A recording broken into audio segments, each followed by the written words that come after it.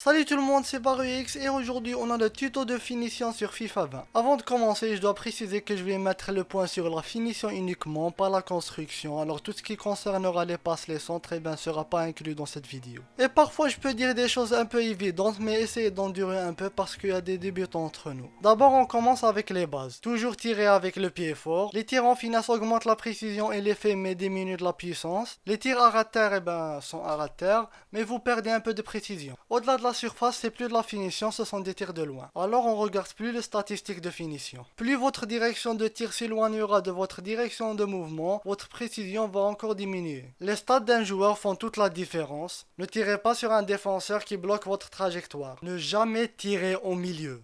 Jamais. Et pour finir, le tir en sprint est toujours moins précis. Assez parlé de base maintenant, commençons avec les choses sérieuses.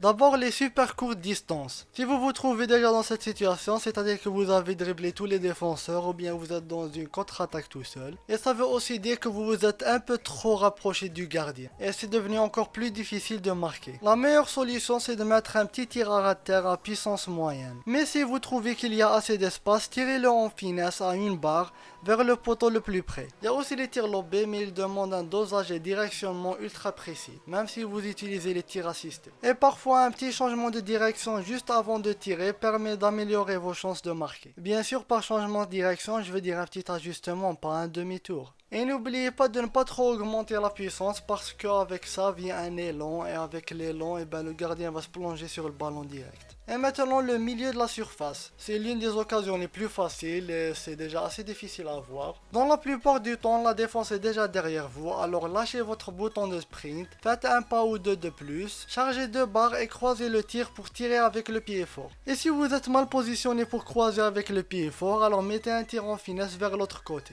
Dans la plupart du temps, l'adversaire va vous sortir le gardien, alors c'est très facile, passez le ballon et tirez direct. Et maintenant les tirs un peu éloignés, toujours à l'intérieur de la surface. Il y a deux moyens de marquer dans ce cas. D'abord déplacez-vous parallèlement à la barre ou bien un petit peu vers l'intérieur. Ensuite chargez un tir en finesse de 2,5 jusqu'à 3 barres et demie. Ensuite visez le poteau le plus loin et donnez au joueur assez de temps et d'espace pour bien ajuster son tir si possible. Les tirs en puissance et les tirs à ras terre peuvent aussi marcher, mais moi personnellement je préfère les tirs en finesse parce qu'ils ont beaucoup plus d'effet. Et pour finir la dernière zone, les coins de la surface. Bon là c'est un peu compliqué parce qu'il y a plusieurs possibilités. La première c'est de rentrer vers la barre, ressortir et mettre un tir en finesse. Et si l'adversaire s'attend déjà à cette réaction, il va certainement laisser le poteau le plus près ouvert. Et là mettez un bon tir à ras terre bien puissant et il rentrera direct. Sauf si votre joueur veut faire la tête. Si vous recevez la passe de la direction opposée et que votre tir est bien placé sur le pied fort, alors mettez le tir en première intention. Une petite puissance de 2 à 3 barres,